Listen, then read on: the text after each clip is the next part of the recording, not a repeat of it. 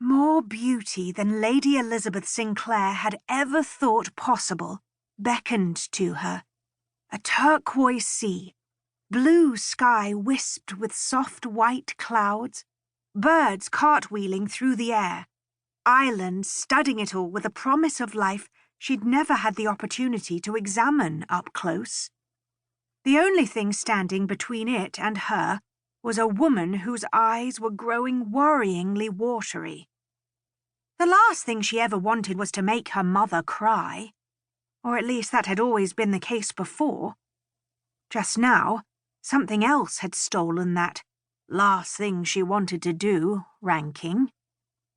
The last thing she currently wanted to do was give in to her brother's machinations to marry her off to his school chum, which meant she might have to harden her heart to her mother's distress. Mamma!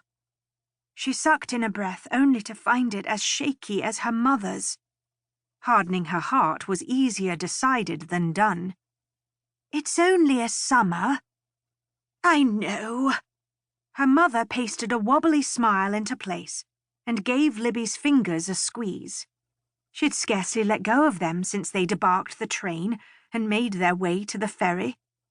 And it'll do you good. I know that, too. Even so. She didn't need to voice her concerns.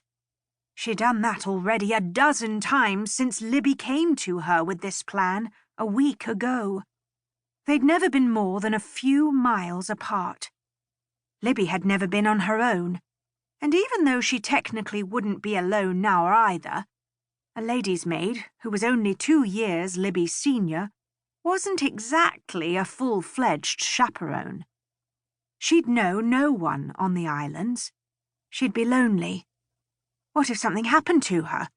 What if something happened at home? Or with her sister? Proper young ladies simply didn't run off to the Isles of Scilly for the summer by themselves. The thing was, Libby had already proven herself an absolute failure at being a proper young lady. And when her brother had announced at breakfast 8 days ago, with that frustrating, "I know what's best for you" look, that he'd spare her any further embarrassment and arrange a match with Sheridan, her options for the summer had shrunk considerably. It wasn't that Lord Sheridan wasn't a good man. It was just that she didn't really like him. He went ever on about archaeology, and she went ever on about the nature that his digs upended. And it only took about 5 minutes for both of them to be either bored out of their minds or seething at each other.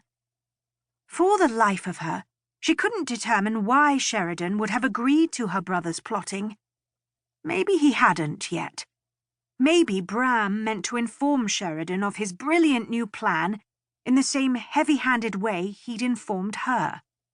Though why a marquess would feel any obligation to obey an earl, she couldn't imagine. Sheridan would object, if given enough time to really contemplate what Bram was demanding of him. That was how it always worked with Sheridan. He'd go along, follow her brother mindlessly for a while, and then he'd get that look on his face and declare, "I say, old chap, that is, what were you thinking of? That won't do." She just had to give him time enough to come to the conclusion that she'd make him a lousy wife before her brother could get wedding plans made to the point that neither could back out without damaging their reputation. The summer to think about it. That was what Sheridan needed. She'd never seen him take longer than 3 months to wake up to Bram's manipulations.